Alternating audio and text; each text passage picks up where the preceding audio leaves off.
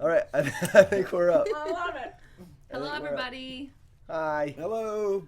We'll see. Now we gotta go back to here quick, Okay. and then I think Somebody asked something? people are gonna ask, but as soon when we make sure this comes up, we're not so sure the internet is gonna be the No. best, but Might have to go it shake should it. be okay. Oh, So did you we go? got asked how is the weather? The weather's good. Mm-hmm. 61 this afternoon. Yeah, 61. It was a very nice day. So we're trying this from Lucky's house. Not Dale. If everybody doesn't see that This we've is got Lucky. Lucky. Can't tell without the beard, Hello. maybe. That's true.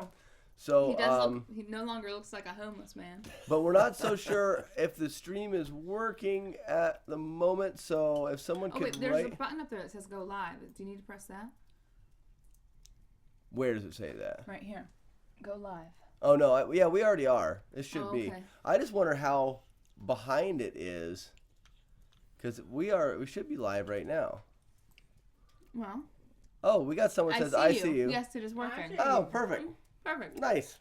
Okay. So last time, someone had mentioned that they asked us about, or they wanted to know about seeing the white blazes in the wintertime.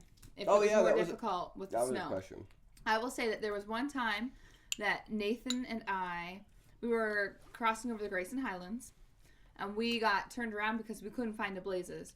We kind of just had to stop and stand back and try to imagine where the trail went over this plain. I think we got it pretty well. We walked over some rocks when we didn't have to. Where was this at? On top of the Grayson Highlands. Oh, when we- absolutely, yeah. I'm sorry, So- I was caught up in eating ice cream. Well, it is harder to see them, no doubt about that. Right. But on the other hand, if it's snowing, then it's wintertime, or there's no leaves on the trees. The point is, and it's easier to see the trail, I think, when Yeah. you can see it. I don't know, tracking its way down a hill and up the other hill. So I think you can see the trail better in the Because a little bit wintertime. open. And if someone was ahead of you and you trust them, you can just follow their footprints. Mhm. But then the other thing is Lucky's mentioned it, but the snow actually, the trail is kind of a divot in a lot of places, so you can just see where the snow goes down and then comes back up. Yeah. So it's not But- too bad. And then in the summertime, when everything grows green, the trail gets beaten grow down. over the trail. Oh, Well, okay. it even gets beaten down sometimes. But I think the major thing with the snow is when the white snow gets built up on the side of a tree or something. It actually Yeah. takes the blaze and you can't see it. Yeah. Or like Sharon was saying, on the Grayson Highlands, there was no trees to begin with. It was just So they all had to the mark it rocks. on the ground or with little poles. So sometimes the snow would cover up the ground and just basically cover the blazes completely. When we were in the Grayson Highlands, there was a couple people that were in for just a section. Maybe it was a couple day hike.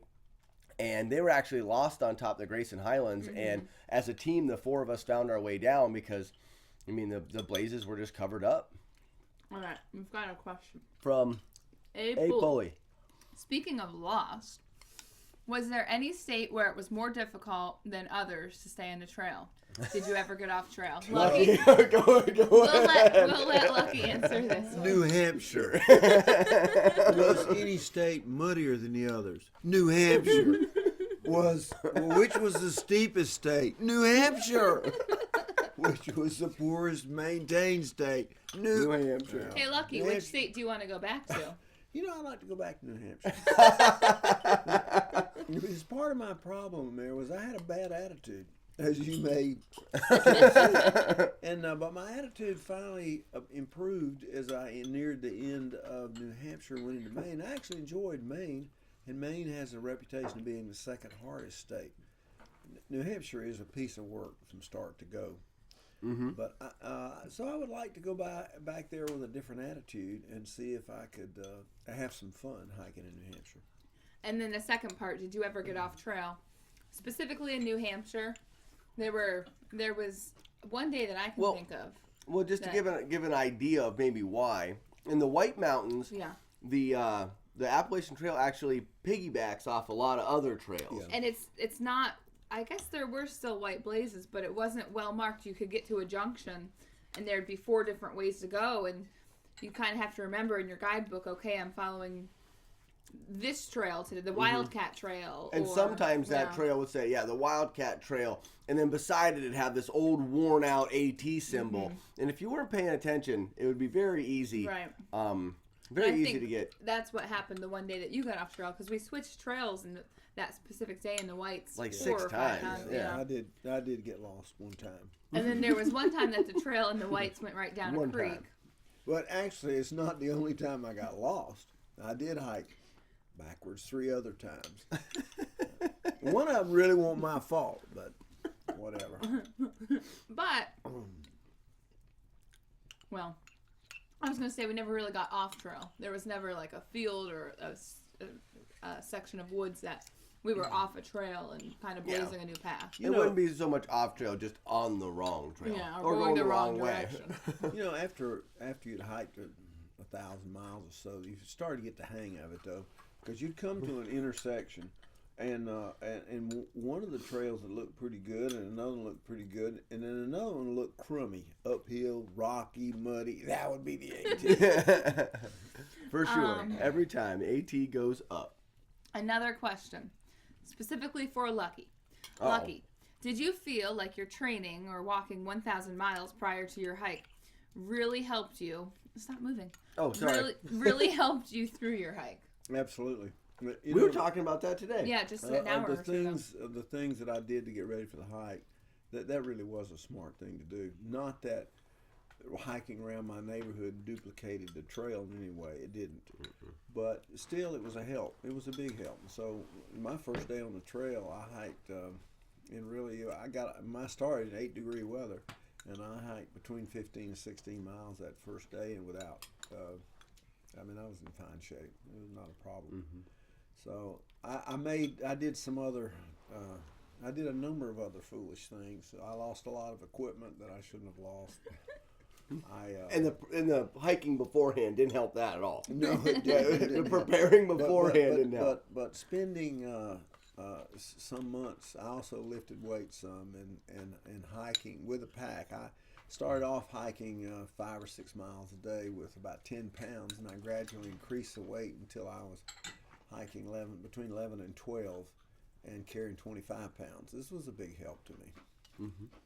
Now, the other thing that you were saying was, because a lot of people, and you were talking about it earlier, they wait and they use the trail, the beginning of the trail, as their preparation to build up their strength. And you were talking about how you're banking on the fact that you're not going to get injured at the beginning, and that you're going to be able to use that beginning of the trail to make you strong enough for the trail. And you were thinking that's just not a very good idea. And that you wouldn't know how far you could go when you very first started. It would be difficult if you hadn't done a little bit of training to know, yes, I can go 5 miles to the next shelter, or no, I'm just too beat and I should stay here because it's going to get dark before I get there. Yeah, you just don't know your limitations. Yeah. I had also hiked, I'd done 8 section hikes in the South, and I really thought I knew what the AT looked like, and I did know what it looked like in the South. In the South. The South, I would say, call it 1,100 miles, and I'd hiked almost half of it. But I was not prepared for what I saw in the North, which is far more difficult. For sure. Now, the next question is from... Lucky, I watched your presentation Chris again. that is posted to YouTube, the one that you put on there. Your brother. Oh, yeah. The talk in Charlotte. I enjoyed it very much. You have a great way of describing your stories. Well, thank you so much. I very much appreciate that. Yeah, That you was did a very good job telling That stories. was the one benefit of hiking with Lucky on the trail was the stories. What's the story?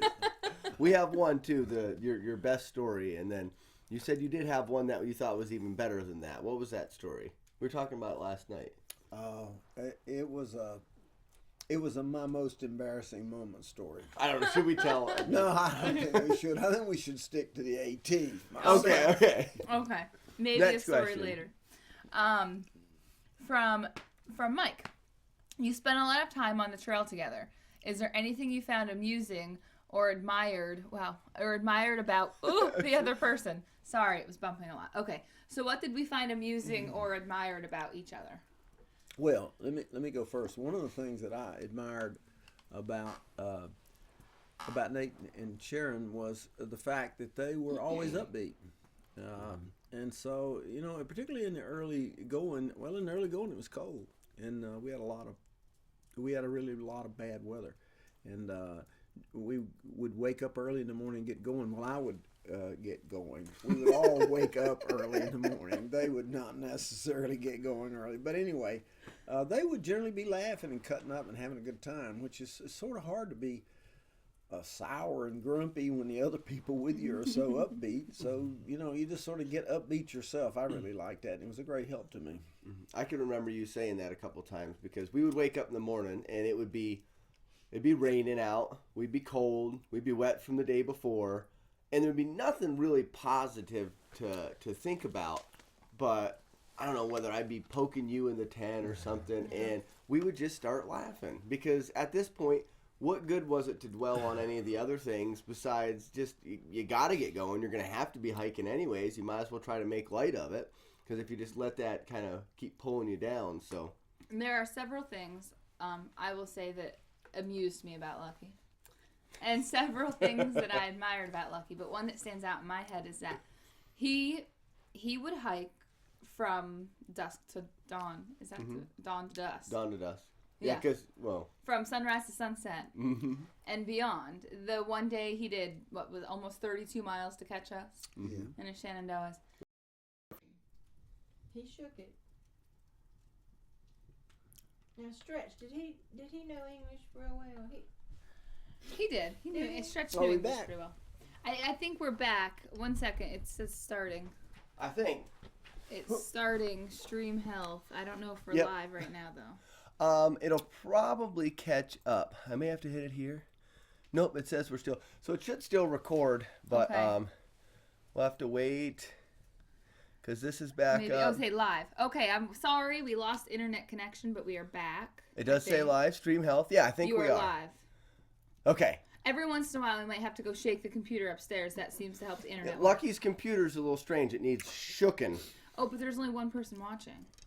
Where does it say that at? At the top. Top left. Top right. Probably because they have to log back into it. Did we lose him too? Can you type something like log back in or something? I don't Let's know see. if that'd be helpful, but... Well, anyway, I can... Well, they're only going to see it if they're in the room. Yeah. Oh, yay. We got a yay. Okay. They are back, hooray. Okay. Sorry. Lucky's computer needs a good shaking every once in a while. So anyway, we were up there, and I heard thunder in the distance. These two both thought I was crazy. We might want to back up. So it's a thunderstorm. Sorry, everybody. But, yeah. Sharon thought we should be looking into the fact that it was starting to thinking it was going to be thunder and lightning. And eventually we did pull our stuff in just in time. But it never rained. Never rained, and we never got any other warning. We were all in our tent, and all of a sudden it just, boom, everything lit up. I feel like the hairs on my arms stood up. And then it was raining and windy, and then stopped raining, and the sun would come out. That's right. It was like just tornado so weather. strange after that. But so what was the question anyways? The question was, what was your advice regarding handling pop-up storms and how to plan for when they're in the forecast? So what we did is, for the most part, we hiked through them. So when we were in the White Mountains, we took a 0 day for storms due to Franconia Ridge. We wanted to go over that in beautiful weather. Yeah. But besides the Whites, I would say, even if it was forecasted to storm, it didn't stop us. Now, there was one time when it started storming. Lucky told us today that he hid under a log. Yeah. You don't want to be caught on a ball. Yeah. In a storm. Now, in the woods, I figure, what the heck? The trees are all taller than I am. They're going to get hit. I'm not going to get hit. Where I don't want to be is on a ball. Yeah. And that's going to be coming when you're just looking at just checking weather before you, as you go and have a good idea of the weather you're forecast. just watching the sky. But I would say, too. I guess worst case scenario, you're on top of a ball and a pop-up storm comes out. Try to get down out of the elevation a little bit and try to get into the tree line. Yeah. But I'm not 100% sure on that. We never got into that situation. And we never really planned our days around a storming forecast unless we were in the Whites.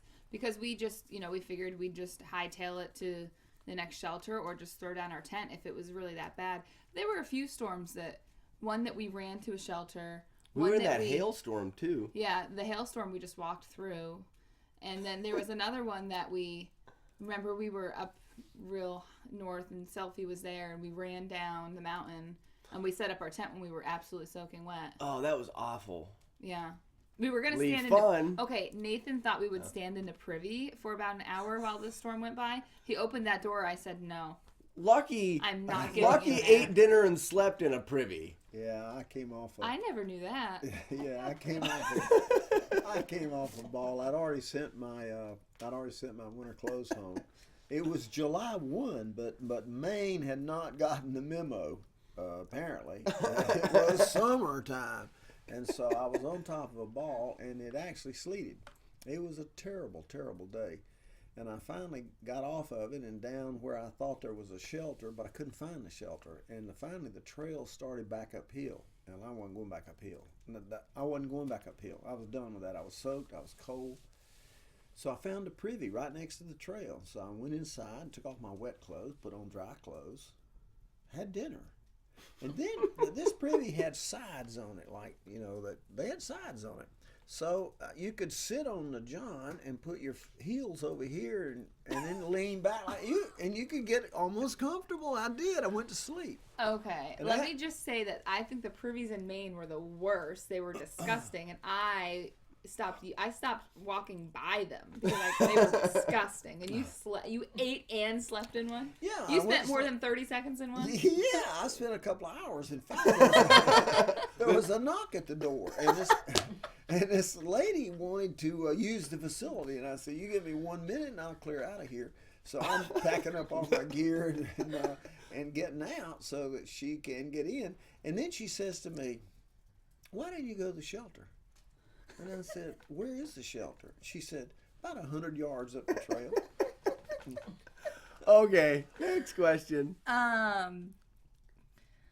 It's right here. Was there any gear that you thought you needed but ended up really not using? For instance, I've heard using an umbrella is more useful than a rain jacket or poncho. So anything we thought we needed but didn't use.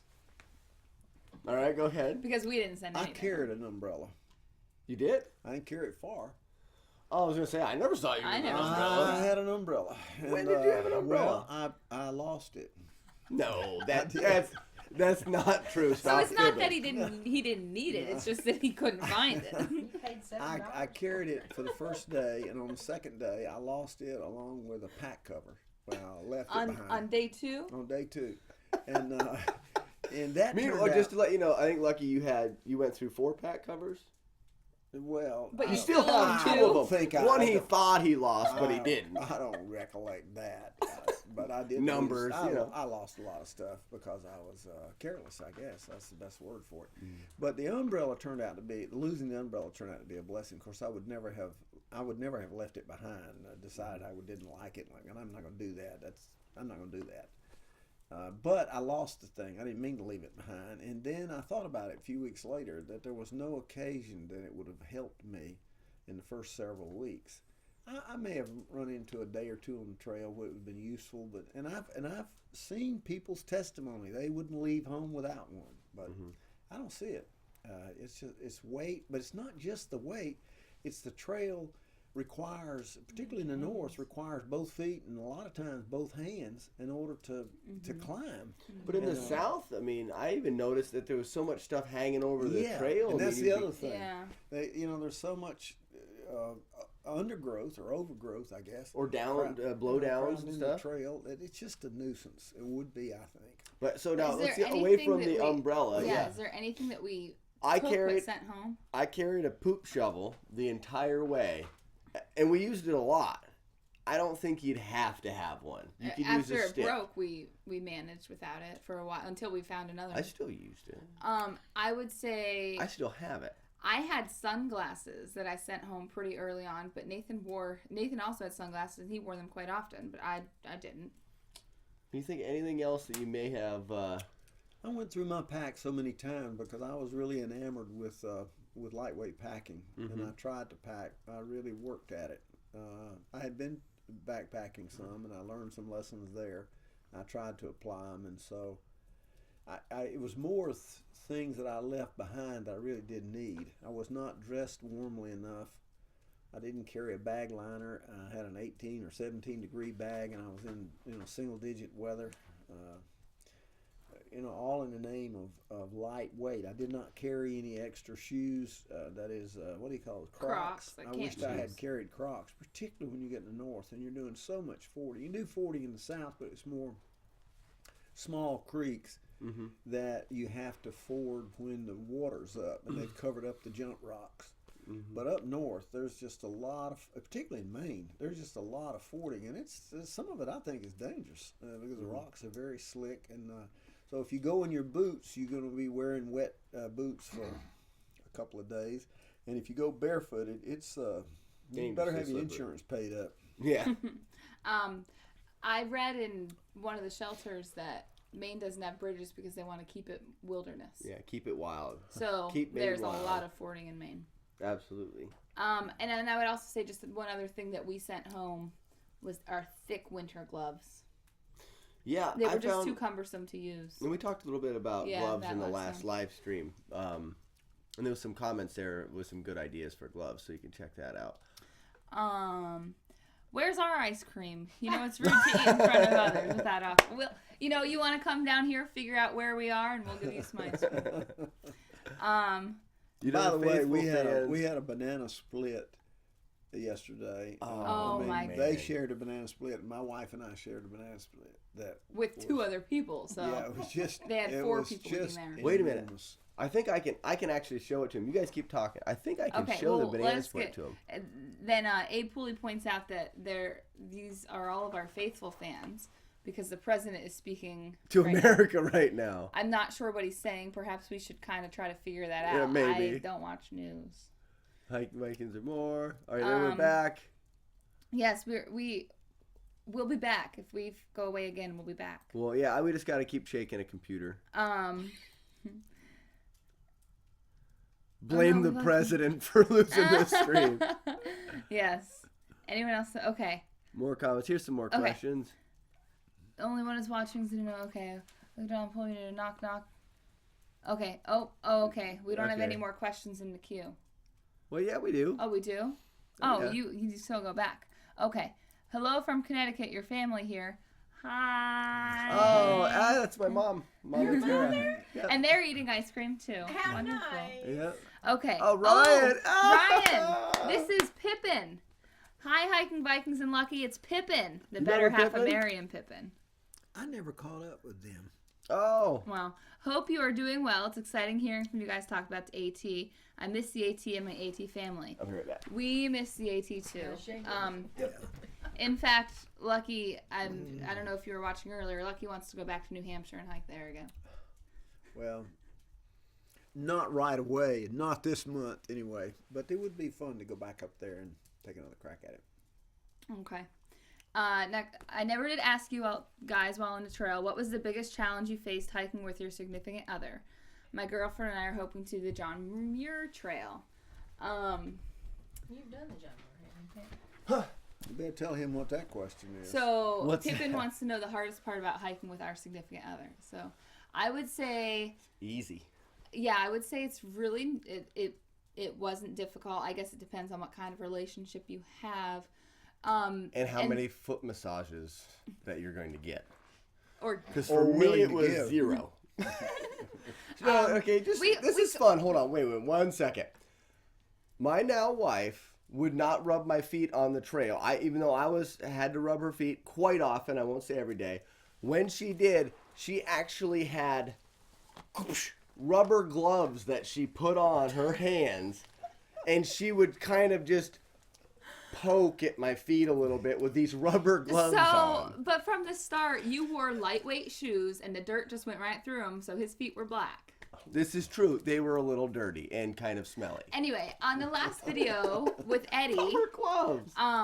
We talked about, someone asked me the biggest challenge, or maybe they asked both of us the biggest challenge, and I said our pace. We were pretty close in pace, especially at the beginning. Nathan got shin splints. That wasn't too bad because I'm good at slowing down for him. But in the north, whenever I was really very cautious going down the steeper parts, and he could just kind of skip right down them.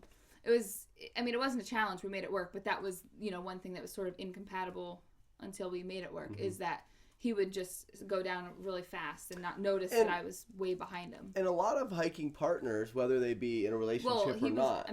Merry and Pippin. Yeah. He gets it. Yeah, they get it because a lot of times you didn't hike together. And with Sharon and I, we hiked together every day. Yeah. We never, very, very rarely did we ever separate where one was hiking faster than the other. We always adjusted our paces, which can be difficult for a lot of people. And that's why a lot of hiking partners do separate throughout the day and then they just meet up. It was interesting because before the trail, we talked about whether we were going to do that. Just kind of pick a spot for the end of the day and meet each other there, but we never did. All right. So what's the next question? If you are hiking through a country, where they don't speak English. You already had that. I'll say it again though. Thru-Hikers. Vikingar. Okay, so what's this one here? That's the one from Pippin that we just answered. The challenging significant other. Oh, I see. And they're hoping to do the John Muir Trail. When? Oh yes, when? Because Nathan's excited about hiking some other day. Yeah, when are you going to do the John Muir Trail? Because that would be exciting. You talked about doing a John Muir Trail. Yeah, if I get lured back for more than a week, that's where it's going to be. Mm-hmm. We were researching it last night. Lucky and I stayed up till about 1:30 Okay, or so. so we got back morning. to the house at about 9:30 last night after a nice meal, and we watched the new AT movie Journeys or something like that. No, what was the name of that movie? A journey. It was something with journey. The word journey in it. It was about 18. It was pretty good, too. It was pretty good. Yeah. It was more AT movie than the Walk in the Woods. Yeah. A good deal more. Yeah. And we finished at about 11 p.m. and Donna, Lucky's wife, said, I'm going to go to bed. She went to bed. And I tried to excuse myself, but Lucky was telling a story. And then as soon as he was finished, Nathan started telling a story. So I just kind of got up and started moseying my way up the stairs. And about halfway up the stairs, I said, good night, guys. I'll see you later. And then we made coffee. And Nathan said, I was trying to get me aforementioned foot rub during the movie, and he said, I'm too tired. So I went to bed at about 11. I hear that they went to bed around 1:30. He was too tired. We did a lot of research last night. We solved a lot of the world's problems. We did. Okay. Over some coffee. Chris Hughes, he'll also join on a John Muir Trail. You guys could get like a good group going. We could have a huge group. Yeah. All right. Well, we got to have some more questions. I'm sure there's more questions out there. There's one. Where? Oh, never mind. It said Swedish. I thought it said Shenandoahs. But we can talk a little bit more about stories. Well, here's another one. Oh, you got another one already? Have you ever hiked the Midstate Trail, New York to Maryland through Central PA? I'm making plans in spring 2016. I've never heard of the Midstate Trail. But that's something that for Nathan and I would be very accessible, it seems. Yeah. Really? Now, is it a different trail or is it just a section of the AT? No, because it's through Central PA. Oh, okay, yeah. New York to Maryland through Central PA. That's interesting. So, yeah, I would definitely look into that. We'd never hiked it. No, yeah, we have never hiked to answer the question. We haven't even heard of it, actually, to answer the question more So you're making plans in spring 2016. We could do some trail magic, potentially. I guess it really depends on timing. That's true. Because keep us up to date. We'll have a newborn. Yeah, keep us up to date. Hopefully. Yeah. Well, yes, hopefully. Hopefully. All right. So Pippin says he's trying to get Mary on board. A month or so off of July, still waiting on his girlfriend's schedule as she finishes grad school. So July to this coming July. If you guys want to start planning your trip on a John Muir Trail, that would be permits may be challenging to obtain though. Which is true. It seems like that's pretty. And actually, my next trail was going to be the long trail. I figured I've already got 100 miles done. I would want to rehike those, but that's exciting to me to think about as well. Gator's also thinking about doing a winter hike on the long trail. So, and my next hike is not going to be a hike; it's going to be a ride. Oh yes, Lucky's next adventure. Talk about this. I want to canoe down the Neuse River from Raleigh, which is I live near Raleigh, to the Pamlico Sound, which is about 250 miles. So And there's really no walking in it. You can carry as much equipment as you want, and you just paddle. How hard can that be? And if you don't have to paddle, if you want to just float. Yeah, you could just float. It's going downhill. That So sounds like a little bit more here's relaxing. something we were talking about the other day. How much water you think you would need? So if anyone has experience with that. Yeah, because you wouldn't want to drink the water out of the river. Yeah, and I wouldn't want to filter it out of the river. Yeah. I guess I'm going with my brother, and I guess we'd start with at least 5 gallons each. That's about 40 pounds, but I don't think that's going to be a problem. For the canoe to carry. Yeah. As long as you balance it out, okay. I believe we can handle that. I believe that you can. That would be a lot of fun. I have a lot of friends that do a lot of canoeing too. So, and Jamie Beth or Eddie, she does a lot of kayaking and stuff. So she would have a good idea. Kimberly Martin. Well, there's more information on the Mid-State Trail a little bit. Oh. The Mid-State Trail is near Pennsylvania Grand Canyon, and I believe part of it overlaps with the Western Rim Trail, which is 30.5 miles. So I don't think Nathan's ever heard of the Pennsylvania Grand Canyon or the West Rim Trail. I've heard of the PA Grand Canyon. Really? Never been though. I mean, this sounds great as a nice short hike for this spring. Yes, he's doing this smile creeping up. I was actually just reading the next question, which is from my sister and my mother. Okay. We'll go. Do you plan on taking the baby on any hikes next year? Yeah. Well, yeah, because next year, I mean, once especially if we do enough, one in January, because then he doesn't have a choice. Notice how Nathan says he. I would say yes, but once the baby gets old enough to, hold up, maybe around 6 months, we'd start, but that would be in the fall. And short hikes. Yeah, I think that would probably be fun. no overnights until a year-ish.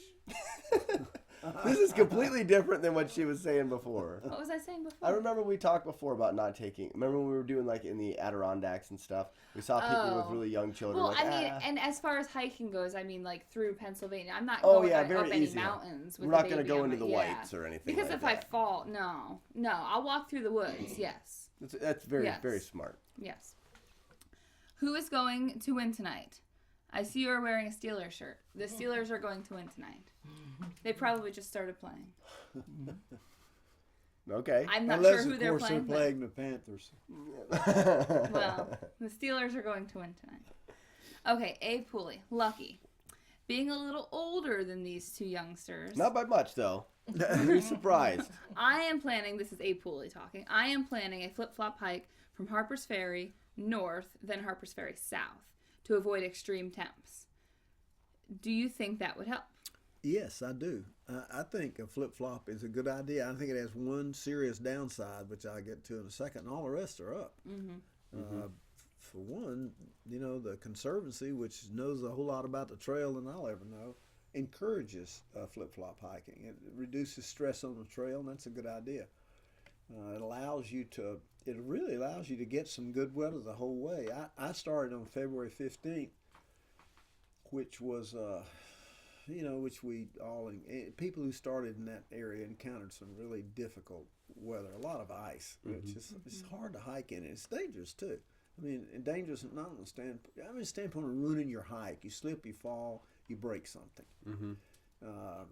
So yeah, I think that's a great idea. You get the fall leaves. If you hiked, let's say that you got into North Carolina in the fall and then Georgia, in October, which you could as a flip-flopper, you'd have just gorgeous leaves to look at. And we didn't get so I like it. I think the one downside is that there's something really special about Katahdin. Yeah, Right. that would be my one. You would not, no matter how you arrange your flip-flop, you would not end on Katahdin because it would be too late in the year and the weather would be potentially terrible, preventing you from finishing your hike. So that's a downside. But if you get to hike Katahdin, you just don't get to finish there. If you can handle that all right, the rest of it is good. For sure. I would say we hiked for a little while with Temper, who was a flip-flop thru-hiker, and Kashmir, who was a flip-flopper. And I was actually, this sounds odd, because as much as Nathan and I were kind of ready for the trail to be over, we were also, when we were still on the trail trudging through Maine, jealous of them because they got to go down south again. Mm-hmm. And they got to hike That is very true. Once you get up to Maine, south becomes the easy section. I mean, it's easier down south. Is yeah. easier. That's yeah, all south there is to it. easier. Well, and So- we're a little bit, our perspective's a little skewed because of how tired we were when we got up north. Right. If we That's were true. in the south as tired as we were, at the end we were beat. Mhm. And if you were in the south then, the south would probably feel a little Right. harder. But so it is. I think like Lucky said, there's only one downside to a flip flop, and that is you don't get to finish on a big mountain. Mm-hmm. By the way, for those of you who know Temper through the Vikings, I got to see her and provide trail magic for her last month, and it was a hoot. I really liked it. She came through with her boyfriend Scott. She came through North Carolina, and I was up in the mountains. I've got a shack in Graham County, Shack. and I'm gonna I shake picked the them computer. up at Fontana Dam and took them to Snowbird where my shack is, and they took a 0 there. We had a great time, and I understand better now why trail angels do what they do. It's a lot of fun. You know, thru-hikers are so grateful. You know, if you meet them on the trail and give them a Tootsie Roll, they are Eating a sandwich, which was it was sliced salami, how old I don't know, with salsa on top, which starting to not sound too bad, on a blueberry bagel. That's just weird. Well, you know, if you've walked far enough and you're tired enough, it's all good. This is true. That same day, I mean, and this is a knock on it. You're making fun of what Lucky ate. That same day when we caught up to Lucky, he said, "Well, I have a treat to share with you." And he pulled a piece of his birthday cake out of his pocket. Out of his pocket. So Nate and I ate birthday cake from Lucky's pocket. So we can't And really it was delicious. knock Lucky too much. Well, being a simple machine, this is a pulley.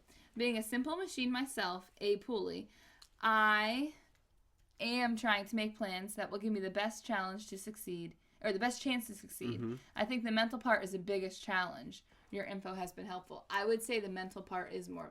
Obviously, you need to be able to do it physically. Yeah.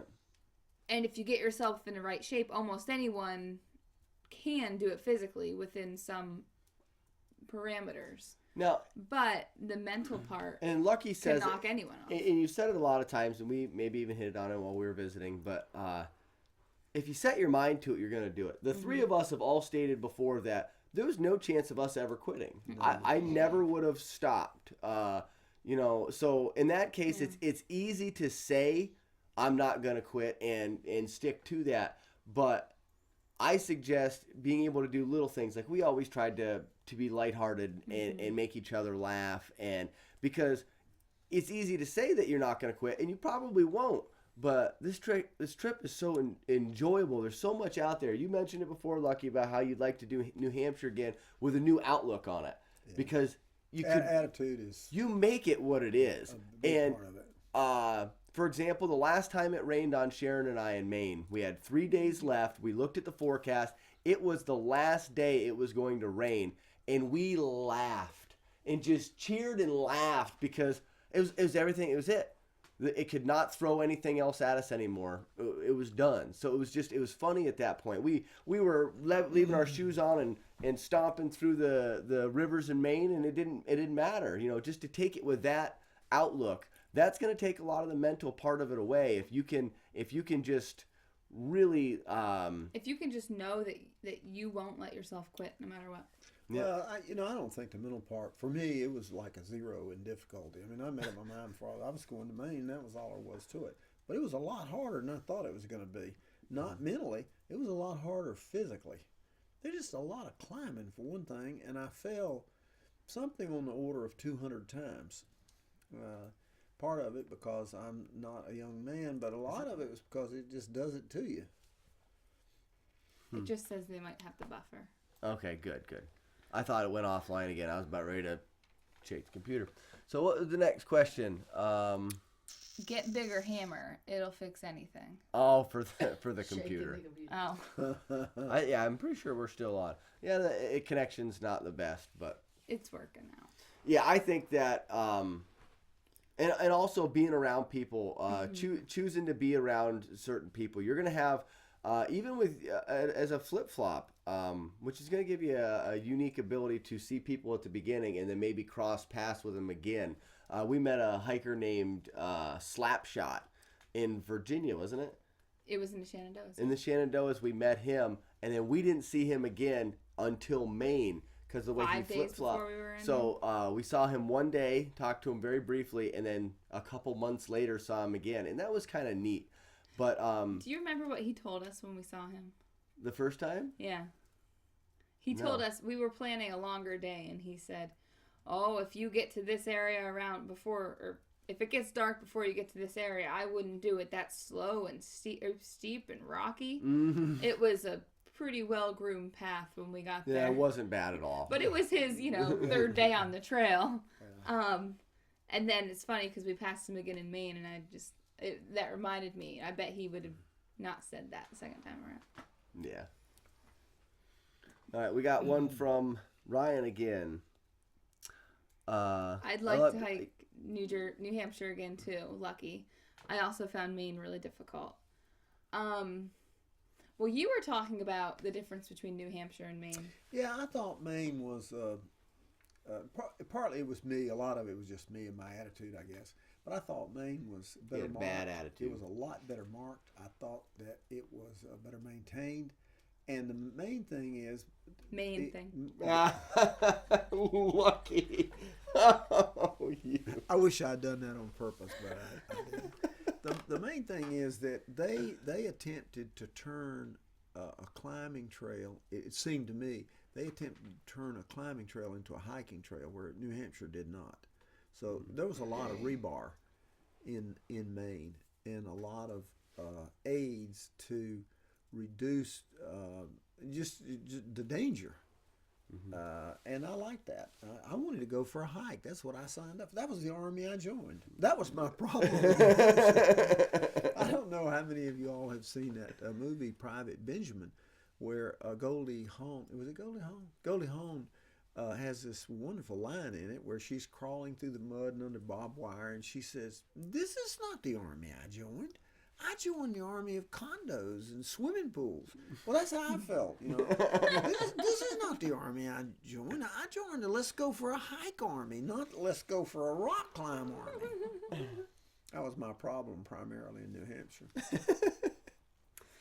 Maine, I would say that Nathan and I looked at southern Maine the same way we looked at New Hampshire.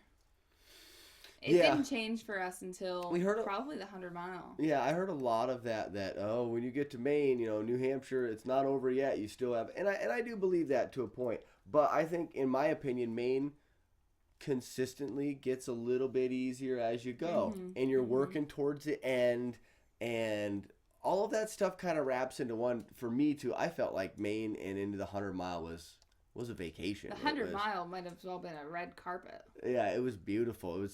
Because everything had been so much harder, and then at that point in time, we were just running on the fumes. We were at the end of the trip, so I felt like there was nothing that could happen at that point. And with the confidence that I had in Maine, it made it so much easier. And I think that's a mindset too. And in New Hampshire, it was hard, and the confidence wasn't as high in New Hampshire, so it made it a little bit more difficult. And just knowing, you're in the last state. You've made it to the last state.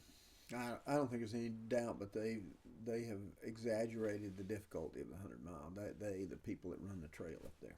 Yeah. And I think for southbounders, it is a little bit more difficult. But when you compare it to some of the other stuff, I mean, I liked it. 100-mile was pretty easy. Oh, yeah. Remember there was one section where it was mowed on the top of a mountain? Yeah, someone had taken a lawnmower. A lower, or a weed eater or something like that and had it trimmed all up. There was so many stairs. And Maine is eat up with stairs. Yeah, it is nice. Pippin says, Slapshot, Mary and I saw him at the end of the 100-mile wilderness. He looked completely different. Yep. How did we even recognize? I think you were the one that recognized him. I think he shook my hand. I think we went up to him. I talked to him for a minute, and We were fording a river. We were The on hockey one side stick and he helped was too. He still had it? I can't he had remember. the hockey I stick. couldn't remember. I didn't want to say it. I couldn't Made remember. it easy to determine who was Slapshot. But we did. We forded the river, then we sat on his side with him for a little while and talked to him. And it was very interesting because Nathan and I were at the end of our hike. He was in the middle of his, and he was hiking with people who were at the very beginning of their hike. Yeah, that's true. Yeah. The Southbounders. The Sobos. I'd tell Sobo you, became a mean word to say. yeah. The Lucky you're Sobos being a are- Sobo. And nothing against nothing against you them, call but me that. at the end of the trail, as northbounders, you put all of that effort in, and you know, well, you don't know everything, but at that point in time, you really feel like you know everything. And even if you don't want to be negative, when someone comes and they've been on the trail for 7 days and they're, oh, I'm so tired, I just can't wait to get out of the 100-mile wilderness. And you're like, you haven't even begun. But that's where it kind of came from, because we had a lot. And then they would take up shelters and... Yeah, they crowded the trail, and that was something as leaving early as we didn't run into a lot of full shelters. And then in Maine, when the southbound crowd was coming through, and we ran into a lot more shelters, a lot more people who were calling themselves thru-hikers every day. It was just different than what we had experienced all the way up the trail. I gotta tell them what you told me about that guy. Okay. Sharon and I usually didn't hike with the Vikings. They passed me. Occasionally I would pass them if they took a rest, and then they would always beat me to the shelter. Well, not always. 9 times out of 10, they would beat me to the shelter if we were together. But we were together off and on through the day, and on this particular occasion, Sharon and I were hiking together, and we ran into a Sobo, and we stopped. He stopped, or maybe he stopped and we stopped, whatever. We chatted for a moment, and he said, I am so tired. He had hiked less than 200 miles. We had hiked more than 2,000. And so Sharon said something pleasant to him, and we went on up the trail. And when we were out of earshot, she said to me, I wanted to tell him not as tired as you're going to be. Do you mind if I take a bite out of your arm? We were so hungry, so famished at that point. We would have eaten anything and everything, and he was complaining about a week-long hike. But that is something that we were warned about, or we had heard about before we started the trail, that you kind of get this thru-hiker mentality that you're deserving of something. And we tried to avoid, and I think we did a good job of keeping it within our circle. Yeah, and not make it. We hear that there's a lot of thru-hikers that when they get to the whites and get to the huts, they have that mentality that, you know, I deserve to stay here, or especially nobos as opposed to sobos, you know, we should get to stay here. We've been hiking this whole way, and we wanted to avoid having that feeling. But That feeling of entitlement. I tell you, it comes whether you want it to or not. You still feel it, no matter how much you kind of fight it. Because you put so much of your heart and soul into the hike, and I don't think there's any way to stop it. We just have to kind of fight it a little bit and try to be nice to everybody. Yeah. Okay. Well, I think we're at the bottom of the questions. I think so. We're still online, it looks like. I think we're still online. So, any more questions? We're gonna hang out here for a little bit while people can throw some questions in, and yeah. So, write something down if we don't get too many more questions. Aha! Right there, we get one. Steven Speedle. Thanks for your inspiration. Y'all keep my dream of returning to the AT alive and well. Nice. I gave him a southern twang there at the end. Yeah. Well, you're welcome. And it's not. It's funny because, you know, a year ago we were in your shoes and we were watching videos of people's thru hikes and reading books and trying to pack our bags efficiently and drying food, and it's interesting to see how far we've come. Yeah. Well, then, Lucky, you said it too. We were looking around and we were looking on blogs and stuff like that, and the class of 2016 is already coming around. Yeah. We're old news. Yeah, You know, we're old news. We're has-beens. And we're no longer thru-hikers anymore. We have thru-hiked. We're thru-hikers. well, did we mention that in the other video? I don't know. feeling, I don't think we've talked to Lucky about it yet. I'm going to go shake the computer. Okay. The feeling that when we reached Katahdin and we went down to Millinocket for a day and waited for our families to come get us, we had the feeling that or at least I did, and I expressed it to Nathan, that we were no longer thru-hikers. We were no longer going to go sit in a town we had never been in, at a diner, eating 3 meals, having someone asking us what we were doing, and we weren't able to say, well, I'm thru-hiker. Yeah. We can't say, I mean, we have thru-hikes, but I don't, I a thru-hiker? I see what you're talking about. Yeah. It's other people's turn, isn't it? Mm-hmm. Isn't it sad? Doesn't it just make you want to go out and do it again so you can... You can continue to be a thru-hiker. There'll never be another class like ours. Oh, absolutely not. Especially the early birds. Huts or camps in the whites? Oh, I would say huts all the way. Well, if you can do a hut. But I would strive for the huts. Camping in the... Yeah, and especially the campgrounds and the huts, you still have to pay, and it's just, you have to pay to set your tent down, which, again, if you're going no-bow and you've been able to set your tent down for free for 5 months, all of a sudden having someone to tell you to hand them $15 to put a tent down is the most enjoyable thing. And a lot of people talk about stealth sites. There are a lot of stealth sites in the whites. And even the huts, if the hut is full, or if they already have a thru-hiker staying with them, they'll advise you where you can camp near them that they won't charge you, and the stealth site, it's a stealth site, but it's kind of hut approved. But the issue with them is because it's all the alpine and the soft soil, the people pack their tents down it a couple times, and it just kind of they're more dented in the ground, and you get some rain, it holds water, and we found, I remember our group with Temper. Yeah. We camped up in the whites, and we had some water soaking through our tent and stuff because it had also been raining. It keeps the moisture. I think though the huts as a place to stay they're not as good as they seem. That's true. What's really good about the huts is the leftovers. It's the food, absolutely. You get in there at between 10 and 2, I guess. We got some really good food late in the afternoon, and we got some really good food at 10 o'clock in the morning. That's free. It's free food. And it's sometimes there was a lot of it. So basically, that part is just terrific. But if you stay there, and I stayed at a hut one night, you can't. We were at Lake of the Clouds. Yeah, you can't go to bed until like 11. That was awful. And I'm used to going to bed at 7. I mean, on the hike, and you got to. And by 4:30 the next morning, people were we were sleeping in what amounted to their living room, and other people were getting packed up and getting out of there, and it was 4:30 in the morning. That's a short night when you're hiking along. I didn't like staying in huts. Okay.